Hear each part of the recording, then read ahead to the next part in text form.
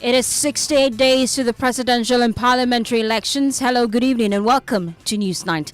Coming up, striking teacher unions serve strong warning. No talk will get them to back down as the Ministry of Education convenes emergency meeting in a bold attempt to resolve their demands. I don't expect any tangible thing to come out of this course. The relevant ministry that is supposed to invite us is the Ministry of Finance. Meetings where the minister will appeal, we understand you, we have heard your concern, call off the strike, and then we will engage. We don't think that Gawa is going to accept. We'll hear from the ministry on how it intends to get the workers back to the classroom shortly. Also tonight, National Security Minister-led ad hoc committee fails to get organized labor to back down on decision to strike or protest as it stands its grounds for President Akufo-Addo to declare a state of emergency on illegal mining. All the issues stand safe, and it must be put on record that currently we are between life and death. And so tomorrow, organized labor will do the needful. We'll bring you details of the group's next line of action as its deadline to government expires today. Also, Works and Housing Ministry reveals it will require a total of 500 million cedis to complete reconstruction and resettlement of thousands of families displaced by the spillage of Akosomo Dam. We have details as the ministry secures clearance to commit 200 million cedis to the resettlement plan for more than 2,000 homes destroyed by the floodwaters. Well, we're looking between 400 and 500 million Ghana cedis to complete this resettlement exercise. Already, we have been given commencement certificate to commit government to 200 million. Also, construction to resume on the controversial Saglemi housing project in November. We expect that early November, work will resume after a new developer is signed up to go onto the site. We reiterate that we are not selling these projects. We are working in a PPP framework to complete these projects. And in our Streets of Despair series, we'll tell you the story of two head porters, popularly known as Kaye, battling the harsh street life of Accra to become nurses after escaping poverty in their hometown Tumu in the Upper West region. Look at the suffering that we are getting there. I want to come here and look for money and go back. 4 cities from here to CMB is not good because 4 cities cannot buy food. In business, total amount of mobile money account held with commercial banks hit 141 billion Ghana cedis. And in sports, Ghana Football Association President Keto Kreko denies involvement in Black Star squad selection. Please stay for details. My name is Faustina Safan. I'm doing this with... And my name is Evans Mensah. I want to join us with your views and comments. 055-1111-997. And we start with that raging controversy on the labor front as we hear from striking teachers tonight. And they serve notice of their resolve not to go back to work until their last demand is met by government. 5 teacher unions, the Tertiary Education Workers Union, TEU, the Ghana Association of University Administrators, GAO, the Senior Staff Association of Universities of Ghana, and the Colleges of Education Teachers Association, the CTAC, lay down their tools over non-payment of allowances and Tier 2 pension contributions. Well, the strike is in its 3rd week now, as most tertiary institutions have suspended the reopening of schools across the country. The Ministry of Education has issued an invitation calling on all the agitated unions to an urgent meeting tomorrow. My colleague James Aveji joins me in the studio with excerpts of that notice. James, what does it say? Well, Fosti, this reads that the Honorable Minister for Education wants to meet leadership of all unions on strike, as well as leaders of VCG and PRINCOF on Tuesday at 10 a.m. at the Ministry of Information. Now, GTEC, the Ministry of Finance, Ministry of Employment, Labour Relations, the the Fair Wages and Salaries Commission, PRINCOF and VCG, and all government representatives must make it a point to be present to discuss and address issues pertaining to ongoing strike by teacher unions. And this is from the Ministry of Education going to all of the teacher unions to be present at that meeting tomorrow morning. Thank you, James Aveji. Let's get on the phone lines now and speak to the National Chairman of the Senior Staff Association of the Universities of Ghana, George Ansong. Thank you for your time here on Newsnight. Well, I'm sure you've seen this invitation from the Ministry of Education. Are you pleased? Yes, please. I have received that invitation. Are you pleased? Please, I'm not pleased. I don't see this invitation as anything near the resolution of the matter. What we want to see is the money hitting our account, and then the fund managers are letting us that government has paid the money. That is what we want to see. This invitation, come and let's meet, come and let's meet. We have done it severally, and the end result is the same. We government will sweet talk you, give you sugar coated words, and then at the end of the day, they'll just pay deaf ears to your call. When you meet them, they'll promise you heaven and earth, but when it comes to the implementation, they will not. You call them, they will not even pick. So I don't see this as anything near the resolution of the matter. Do I get the sense you're tired of the talks so far? Would you honor the ministry's invitation tomorrow? What is needed now is the action from the government side. Will you honor the invite tomorrow? Would you be there? Oh, sure. As a respectful citizen, if the minister is inviting, I'll go and listen. Willing to reach a compromise, though? The compromise is just paying the money. That's a compromise. What else?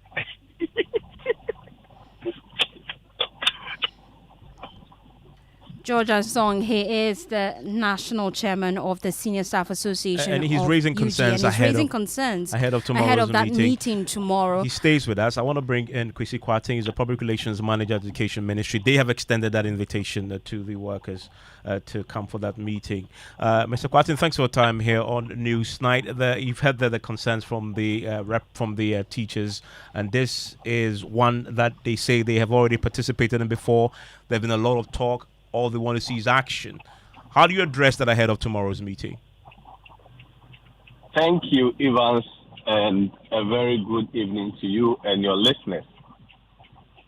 It is true that with government side, when I say we, I'm referring to the government side, have had a lot of engagement and agreement with the labor front, particularly those who are striking. It is also true that between the parties, there are some outstanding obligations from both parties, i.e. referring to these unions and, of course, also government. The briefing I have from the Minister for Education is that tomorrow parties are going to meet once again to be able to try and build consensus.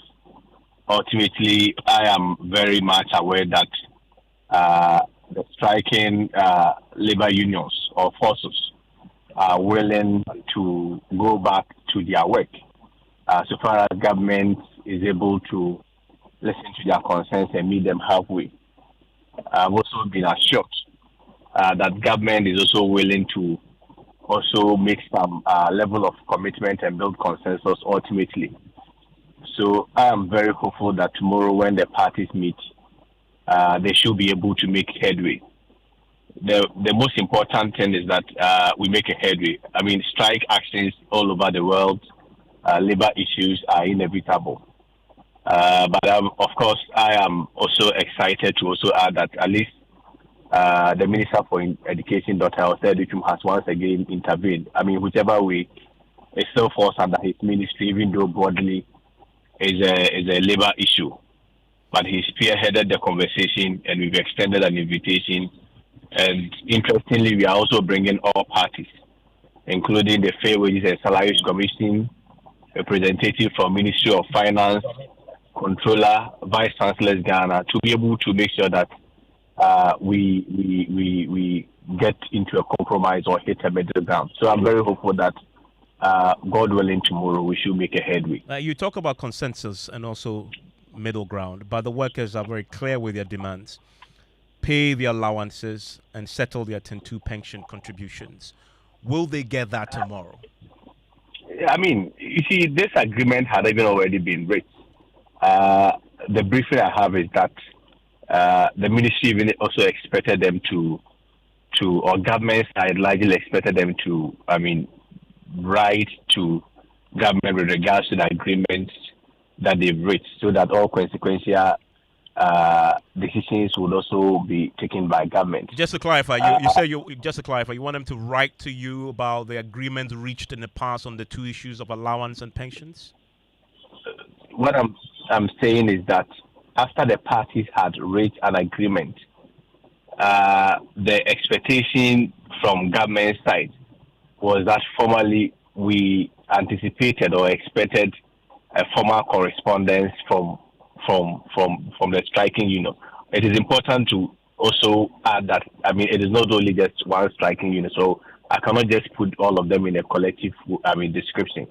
But for us, what is most important, Evans, is that whichever way we are willing as government to engage them and have a conversation. You see, labor issues, ultimately you will have to still, sit and judge or build a consensus and make sure that you update parties on the progress of implementation of all agreement that has been made. And I'm very optimistic that tomorrow when we meet, particularly the government side, largely being led by or championed by the Minister for Education, is also going to update striking unions on the progress of the implementation. I'm sure when they get that information, we should be able to make a headway. Because the CTAC, for example, the NLC gave an award in their favor. The Education Ministry and government broadly has failed to implement that. In fact, the NLC is in court, trying to get the court to compel government to honor its own commitments when that award was given on behalf of CTAC.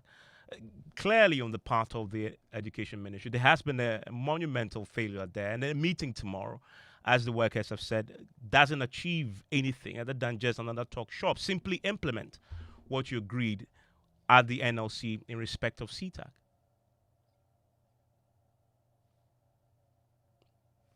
Goodness, we may have lost him there. And by the way, the NLC is in court on this. We'll be talking to Fosu Asamoah, Executive Secretary of the National Labour Commission, who will join us pretty shortly on this particular subject. As you know, there is a situation where we've heard from the university principals who tell us last week that the potential is there that it will completely throw the academic calendar into complete state of confusion if this is not resolved. I want to still bring in Kwesi Kwarteng, who we lost there on the line. He's back on. Mr. Kwarteng, I was asking about CTAC. NLC is actually in court, trying to get the court to compel you to meet the agreement that was reached when you sat down with the CTAC members to resolve the issue. They got an award in their favor, and you have failed to implement that. I'm not sure I'm in the right position to go into terms of agreement and who has reneged on his responsibility in terms of the implementation of whatever was agreed upon. What I'm capable of, particularly within this instance, is that assuring all parties, and of course the good people of Ghana, that at the end of the day, government is willing to engage them. Government is willing to build consensus. Government is willing to make a headway with all parties. Of course, if there were instances where agreements in terms of what was agreed was not implemented, I'm not sure it will be relevant for me to revisit them. What is most important is that parties will be once again invited to the negotiation table and try to build consensus and resolve all outstanding issues. That government is very committed to. Okay, and George Anson is still with me, the National Chair of the Senior Staff Association. You've received some assurances today from Mr. Kwarteng there, assured, based on what you've heard, that tomorrow's meeting will yield the outcome that you've asked for, action? I was laughing in my head when he said that we should have written to the government or whatever. We had an agreement with Fair Wages. Fair Wages has written to the Ministry of Finance to effect payment. This payment, the same letter that they wrote to the ministry has written that UTAC should be paid. So why didn't they also write that we also should be paid? And then you are expecting us to write another letter.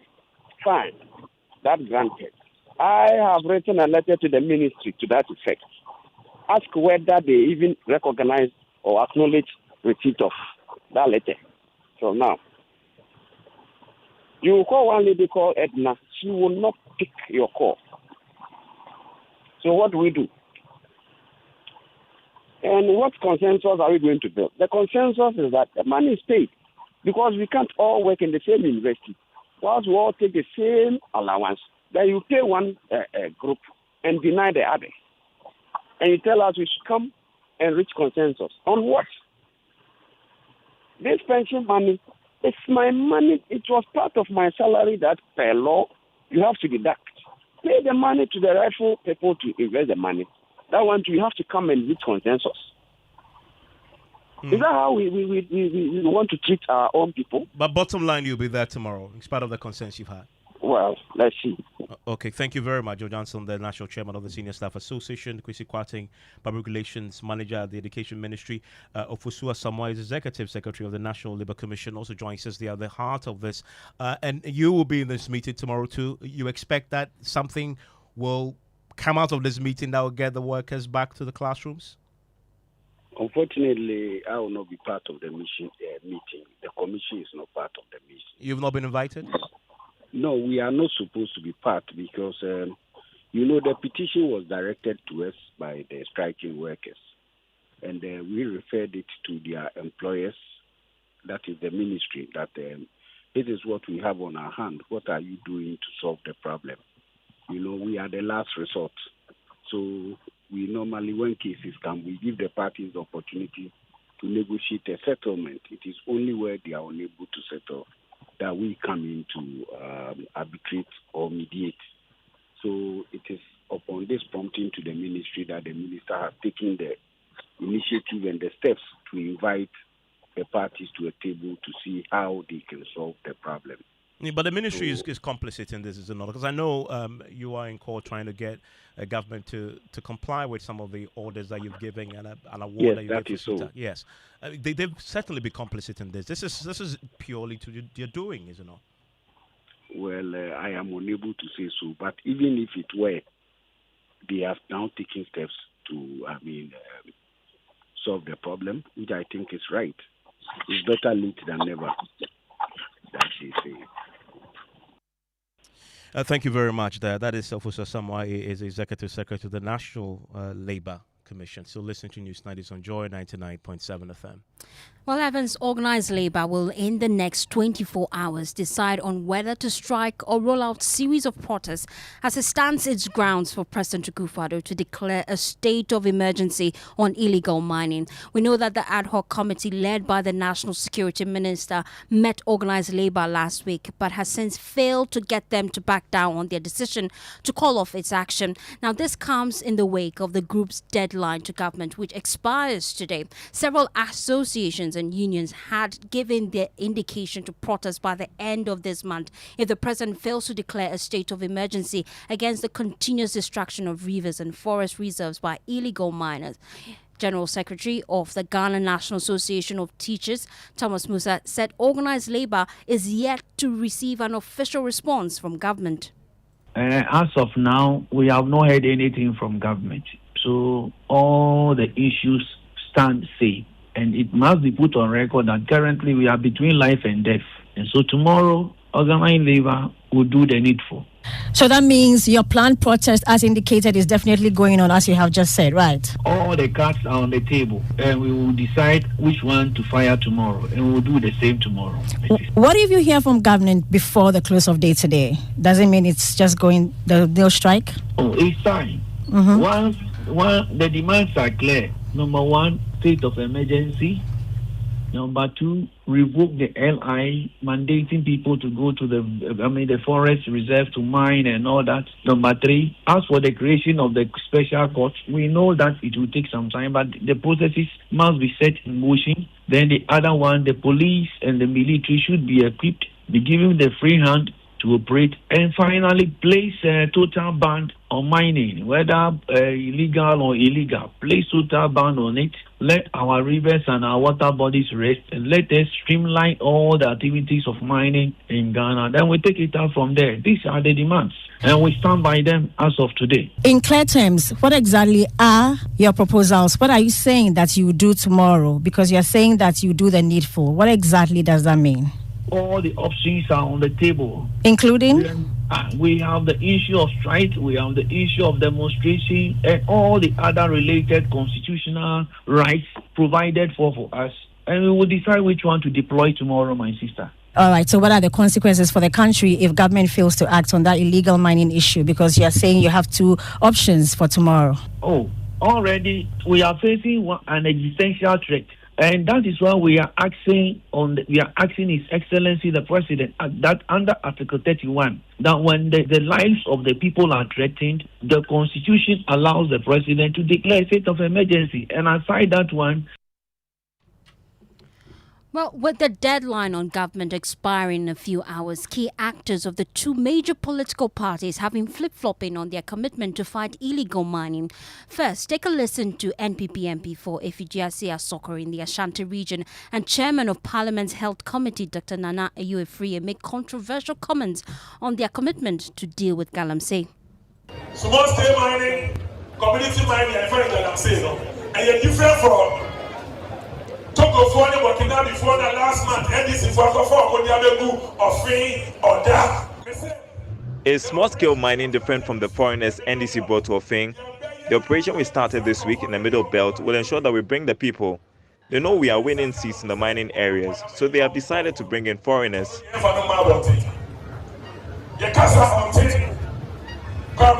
say we are winning the seats in the mining areas, so they decided to go and import foreigners. No one buy no man can shop to say I'm going to go. I'm ready for one the whole year. It's so I a problem that. And you are my started. And you be now or person and can almost hear Nanka speak. Nanka ya call Nanka ya stop it and I'm saying for Nanka ya losing a seat. Yes, stop you on that. Yes, stop you on that.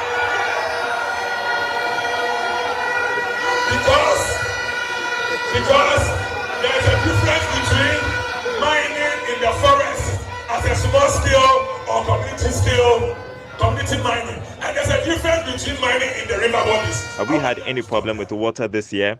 It's just this month. Someone wants us to stop Galamsey and lose our seats.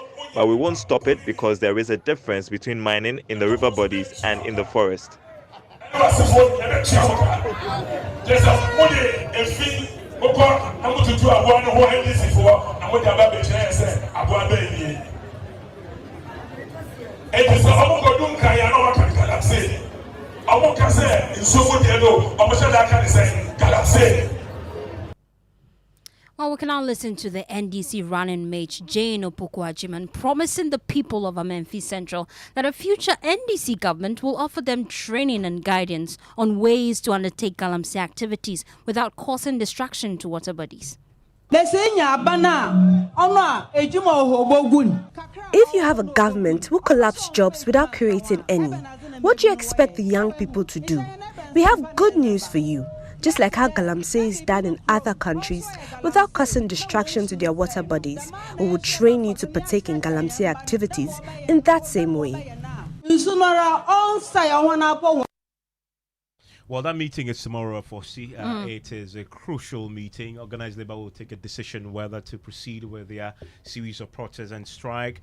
Ahead of that, I want to bring in Dr. Ken Ashigbe. He's a convener of the Media Coalition Against Illegal Mining. Also joining us is Professor Mahmoud Akurugu, who is a national president of UTAC. You know, they've backed that Organised Labour position. Dr. Ashigbe, ahead of this meeting tomorrow, and before I even get your comment on what we can expect tomorrow, give me your quick reaction to the two clips you had there, one from the MPP MP and the other from the running mate to John Dramani Mahama.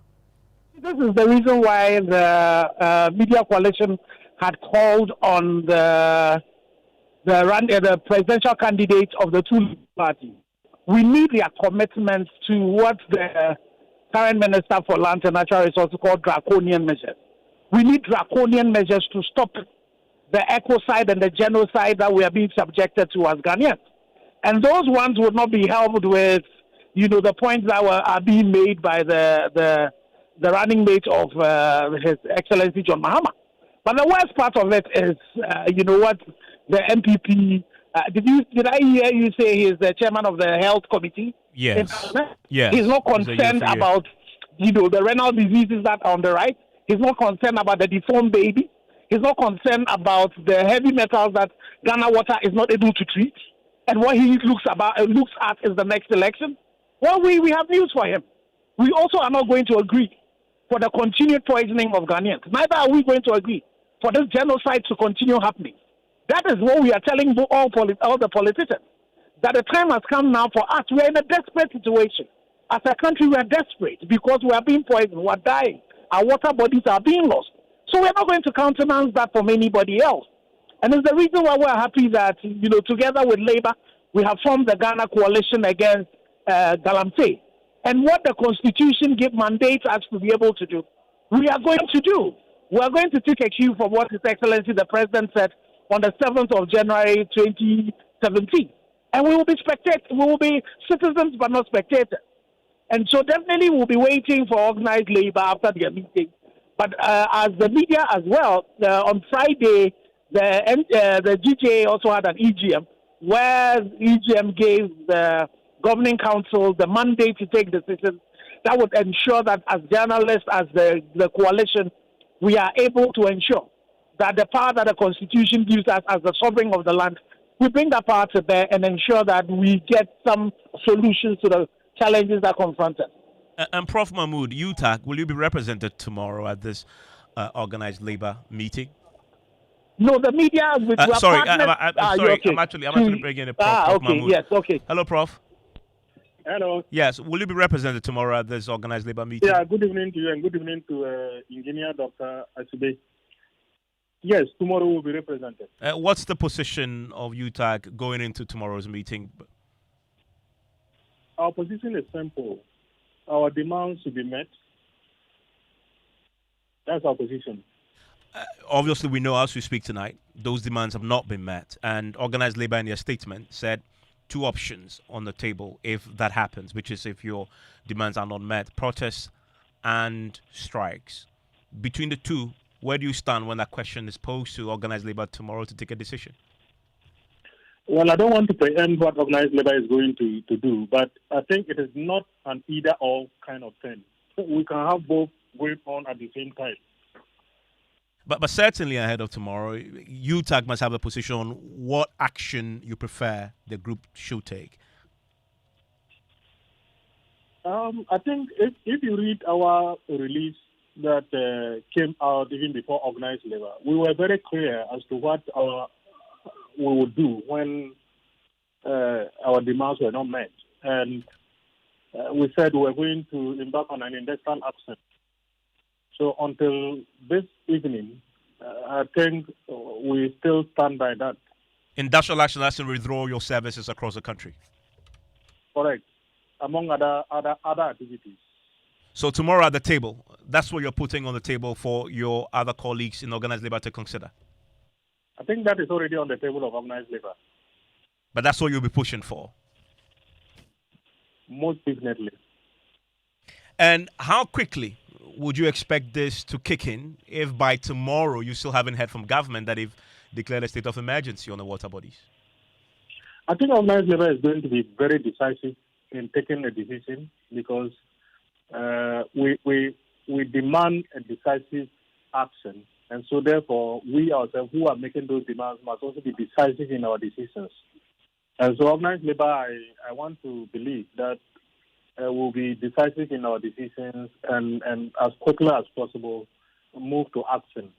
And a number of things. The last meeting we had with the committee, we made some further demands, including the fact that the political parties, especially the 2 main political parties, you hear from the tapes that you played earlier on, we want them to sign a pact committing to fighting this menace ruthlessly.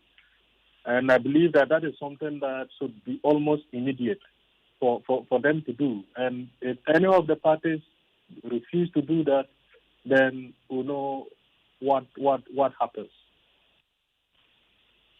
And Dr. Ashigbe, so this is an organized labor meeting, but I believe as far as you are concerned, you joined organized labor when they put out this timeline that ends tonight.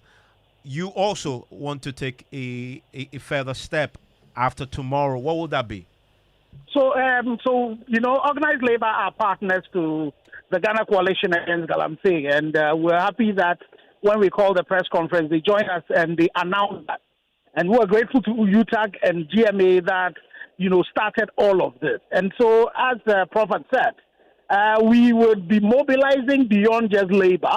We'll be bringing the various 10 blocks that are involved in the Ghana Coalition Against Galamsey, including the media, to bring, some pressure to bear so that as citizens and not spectators, as the sovereign of this country, we get government to take decisions that would ensure that our very lives would be preserved. So we would, and again, the point that Prof mentioned, the second point about getting the two political parties to sign a pact, it's an important one. And the media coalition had already written to the two presidential candidates. We are hoping that we would hear from them. If we don't, together with organized labor at the Ghana coalition level, we will take decisions that they do. We are going to, this fight we are in is a national fight. It has nothing to do with parties. We'll make sure that no political parties take advantage of this this particular fight that is about our very survival. So we would ensure that both of them will sign on to again, I'll use the words of the Minister for Land and Natural Resources, those draconian measures that has been aligned by Prof to ensure that we then get a solution and stop the poisoning and stop the genocide that is being perpetuated against Ghanaians. Dr. Ashigbe, thank you very much. Prof, I'm grateful that you join us, and tomorrow we'll bring you the very latest on this after organized labor's meeting. Indeed. Now, away from illegal mining, let's head to the court because the Attorney General's Department has asked for more time to study an application to abridge the time in the hearing of an application for bail for the Stop Galamsey Now protesters remanded in police and prison custody. The Accra High Court had given the 8th of October as the date to hear the application for bail, but lawyers for the protesters filed an application to expedite the hearing. Member of our Legal Affairs Desk, Kweku Asante, joins us on the line now with details of this latest development. Kweku, did the Attorney General oppose the application to abridge the time? Well, yes. In fact, when this bail application was filed, the return date was the 7th of October. And 7th of October is just 24 hours to the specific bail terms having been met, the remand terms having been met for the protesters to return to court. And so lawyers, filed for an abridgment of time, and that abridgment of time was expected to be heard today for the court to make a ruling on that. And if that was accepted, it would have meant that the specific bail application would have been moved immediately in court. But the Attorney General's officers who were in court today did oppose that and said that they had been short-served, and in fact, the notices had been just brought to their attention. They needed some time to study it. The lawyers on the other side wanted the Attorney General to still go ahead and actually make a defense as whether or not he was opposed to the application for the abridgment of time. But the Attorney General asked for some time. The court did grant that, and the court did grant the request from the Attorney General's Department that they get some more time to study the documents and come back. And so the new date for the abridgment of time to be decided will be the next 48 hours, and that is the time the court has given. And so on Wednesday, it is expected that the parties will be back in court to argue out the case for an abridgment of time. We will then know whether or not the Attorney General is opposed to the application to abridge the time, or he will insist that the court takes that motion for the bill to be heard on the specific of the 7th.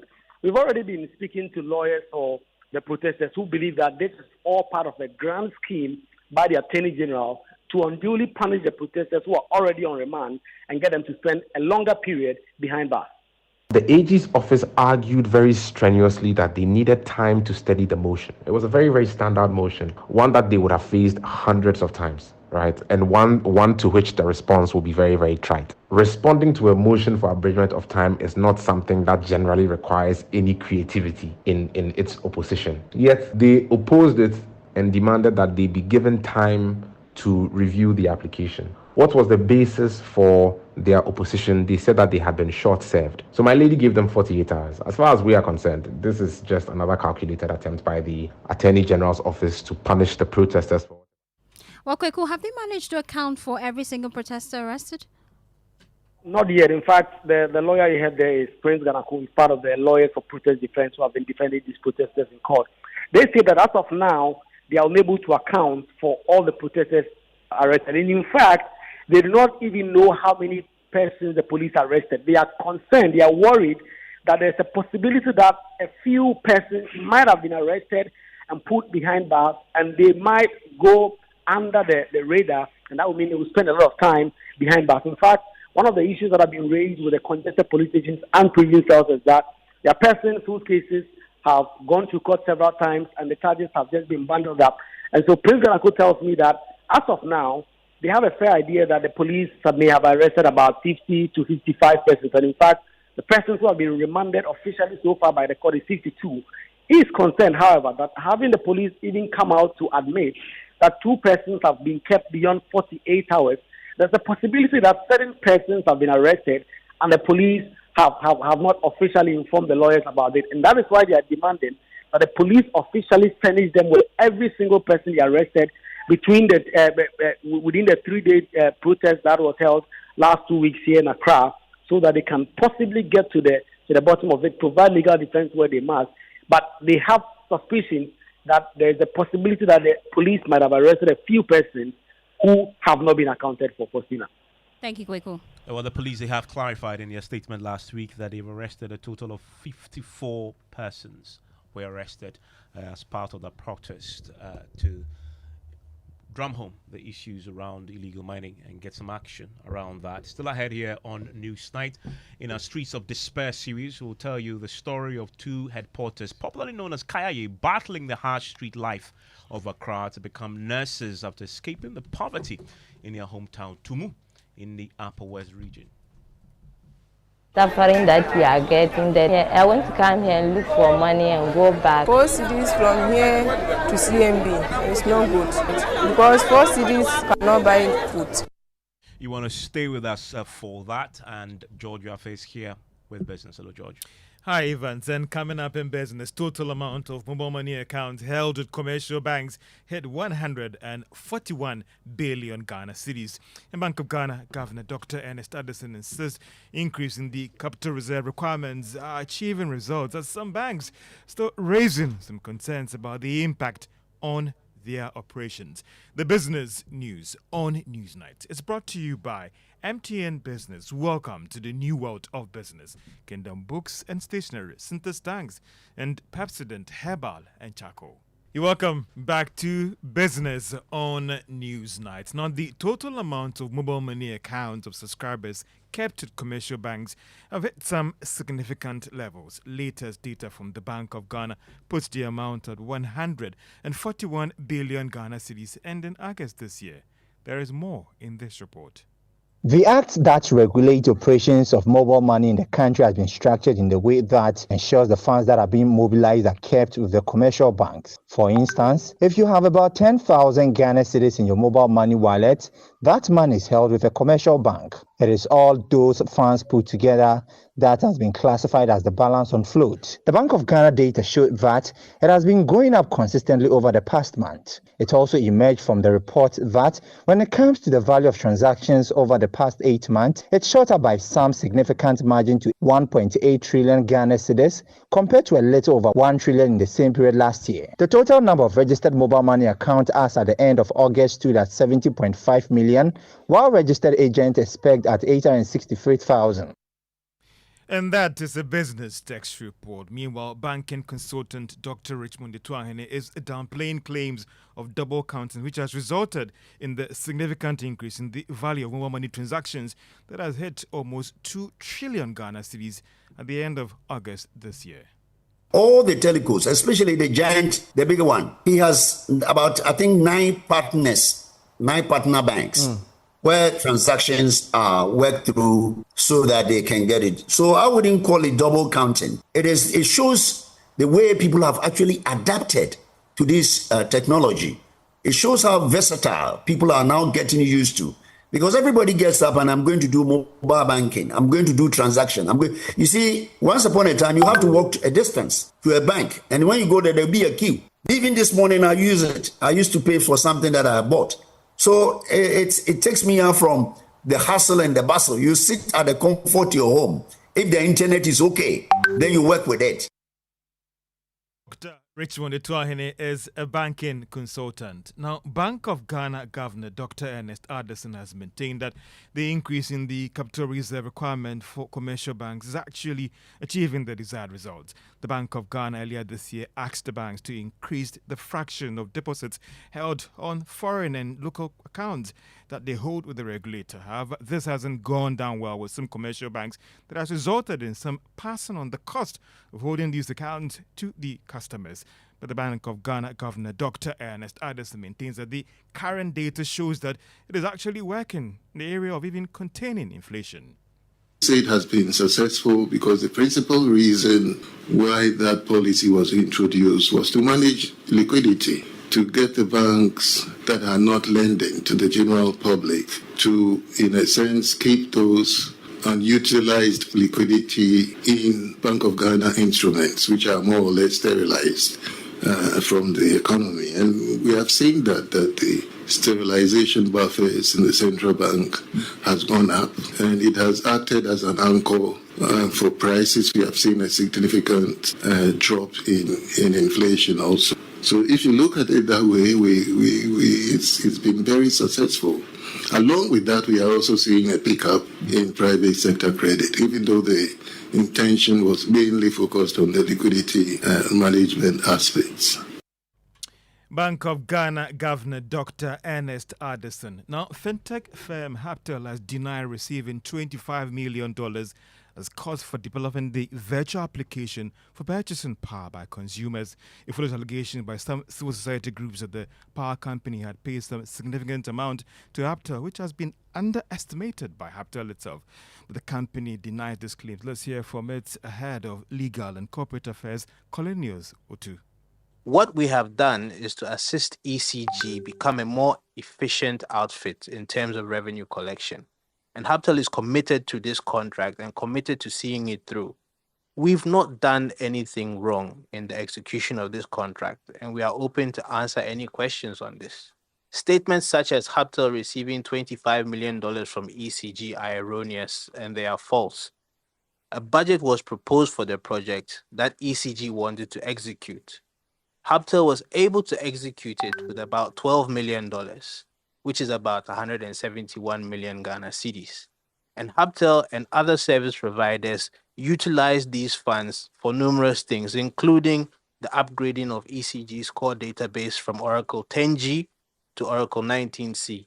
A new balance management and accounting system was put in place. There was hybridization of metering infrastructure. There was overhaul of staff systems for commercial operations, overhaul of customer self-service systems, and overhaul of the revenue protection systems. It was not just for the Power App. Colonius Otu is head of legal and corporate affairs at fintech firm Haptel. Now, Chief Executive of Gold Coast Developers Neil Oku is urging Ghanaians in the diaspora to contribute to the socio-economic growth of the country by investing in Ghana. He believes that opportunities especially abound in the real estate sector, hence the need for Ghanaians living overseas to consider in the sector. He spoke to Joy Business at the groundbreaking ceremony of Heritage 100 two-tower project, a contemporary home offering affordable, luxurious apartments to Ghanaians. For me, I'm the biggest symbol of diaspora returnee success. I believe Ghana is where it's at. In the next 20 years, there will be no competition with the West and whatnot. Everybody will want to be here. So if you have the opportunity, come home. We believe in Ghana. No matter what comes, what may, this is our country and this is where we are. So we have to lift our country with pride. That's why we're building the tallest building in cantonments in Labone. That's why we're infusing African culture in everything that we do. And when people see it, when they come here, they will realize that we do it better than anybody else. And that's not for us personally as a company, it's us as a nation, and we believe in it. Neil Oku is Chief Executive of Golden Coast Developers. And that's all for business on Newsnight. Thank you very much, George. We can do sports now, and Mr. Cranton is joining us with the very latest. Hi, Evans. Let's go straight into the stories. And Ghana Football Association President Ketu Kriku, he has denied involvement in Black Star squad selection. Now, the subject of external influence in Black Star squad selection has been a long-standing debate over the past few years. Addressing questions posed by the Parliamentary Select Committee on Sports earlier today, Okreku stated that player selection for the national team is solely handled by the technical team. They made public statements, not once, not twice, on the environment this FA has created to enable them to work. Coach Ado has said on platforms that one of the key reasons why he accepted to come back is the fact that he's allowed to do the work the way he wants to work. So the answer is very simple. Coaches representing Ghana are solely selected by the technical team of our national team. We're talking about players representing Ghana, whether it's the Black Queens or it's the Black Stars. That's Ghana Football Association President Ket Okreku speaking there. That's all for sports. Back to you, Evans. Thank you very much, Sakranti. Let's do some other stories now. And Jahara and Umayatu left behind their families and rural life in Tumu in the Upper West region in search of a better life here in Accra. Now settled in Agbogbloshie Yam Market, they are faced with the harsh realities of street life, forcing them to become head porters, working tirelessly to save for their dream of becoming nurses. Mamiesi Yamiche Thompson has the rest of the story in our maiden edition of Street of Despairs.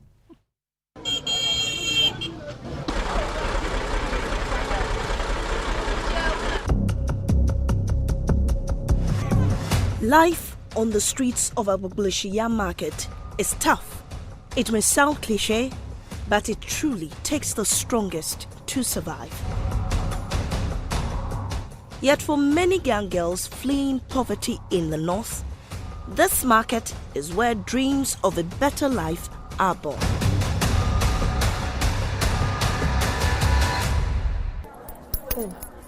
Today I get 13 CDs for. Ishahaku Jahara Jatu, only 20 years old, has been at the Yam Market for 9 months. She left home without telling her parents. One day, she packed a few clothes, borrowed money from a friend, and left without looking back. It wasn't until she arrived in the capital that she mustered the courage to inform her family. When I reached here, that I called her. I said, I'm going to Accra. She said, why? I said, you see, look at the suffering that we are getting there. I want to come here and look for money and go back. I said, I will not refuse to go to school, so I will go. And what did she say? She didn't say anything. She just prayed for me. Life on the streets is brutal. Jahara says the hardest part is finding food, water, and a safe place to sleep. When we wake up in the morning, we will go and buy pure water and come and wash our face. After that, we went to work. After work, we will come and sleep. We don't know anyone here. Like, if we want to go and buy food, we usually go and buy gari and come and soak it and eat. So if you compare your life in Tumu to your life here in Accra, what do you think? My life in Tumu is better than when I'm here. That's when she met Umiatu. The 24-year-old had left Tumu under similar circumstances. Having been in Accra longer than Jahara, Umiatu has helped her navigate the harsh realities of city life. I met her, she's also sleeping outside. And I said, oh, the same as me, I'm also sleeping outside. Then we began to make friends and come close friends. Umiatu dreams of becoming a nurse, but saving enough money for her training means carrying heavy loads daily. The demands of street life often makes it difficult to hold on to hope. I'm thinking of going back home. Now when you go back home, what will you do? For the little I have, I will set up a business. On some days, the market isn't kind. Umiatu even had to turn down a customer because the pay was too little for the effort. We do charge 15 cedis, 20 cedis from here to CMB. I just rejected one because the price is no good. She was offering to give me 4 cedis. 4 cedis from here to CMB. It's no good because 4 cedis cannot buy medicine. Neither can 4 cedis buy food. Their living conditions are nothing to write home about.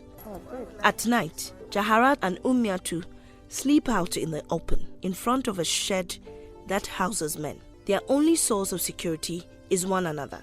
They spread their carrying clothes as makeshift beds, taking turns, sometimes, to stay on watch while the other sleeps.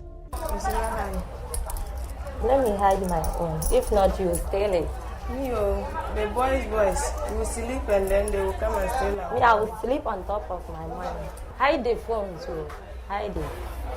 Their boss, Abna Pokia, tells me that this is their only option until they can find a better foothold in Accra. They are very humble and hardworking. Sometimes they even do beyond the duties that I give them. I have advised them to take the work seriously and get enough money to set up on their own. It is a routine of survival. Every day is a fight. Yet every step they take brings them closer to the dream that keeps them going. The hope that one day they'll trade this tough life to become nurses. For Joy News, Mami Nyamiche Thompson.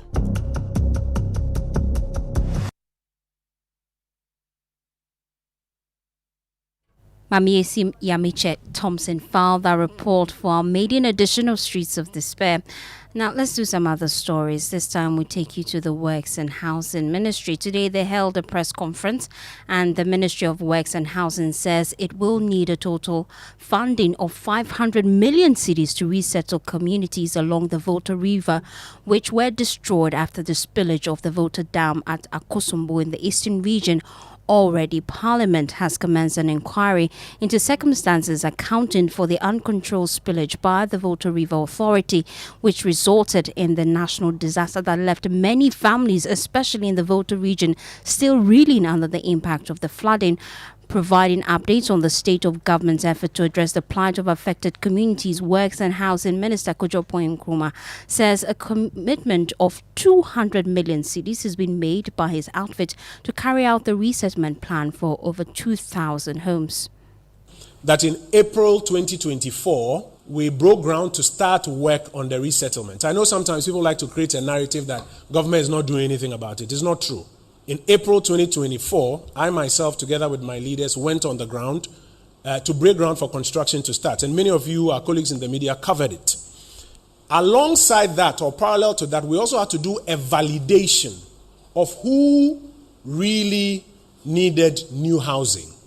A lot of people came forward claiming that their buildings had been destroyed and therefore they needed new buildings. So we had to send the whole team, BNI, LUSPA, NADMO, to go there and do validation. So the validation exercise is done by, you come and stand by your collapsed building or where it was.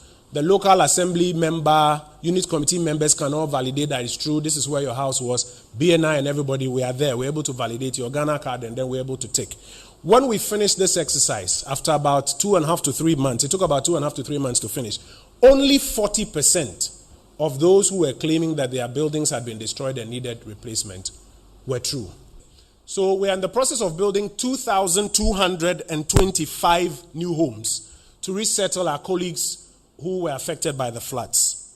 Now already 115 units are under construction and they've gone past the 60% mark. Those are the units that I went to break ground for in April 2024. 115 of those units. We have also approved phase 2 of 1,010 units, and we've received the commencement certificate for phase 2. On the 5th of September 2024, which is 8 days after I appeared before the Assurances Committee of Parliament, remember we had mentioned that we'll be there in 14 days. Within 8 days, we were there. As myself and the regional minister were there. We met with the consultants and the contractors and the entire technical team. We're then on ground to inspect the physical building units, and where we even thought that some more attention should be paid to the quality of work, I have written under my hand to the consultants. So there are costs associated with the core homes themselves, and then there are ancillary costs that will come with the other things that are required for resettlement.